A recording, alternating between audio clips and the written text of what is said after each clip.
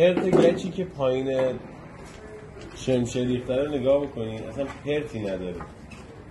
همین محصول اگه الان می‌خواستیم با گچ سنتی کار بکنین روی دیوار، این گچ سنتی پرداخت کنه حداقل 30% پرت پای کار داره.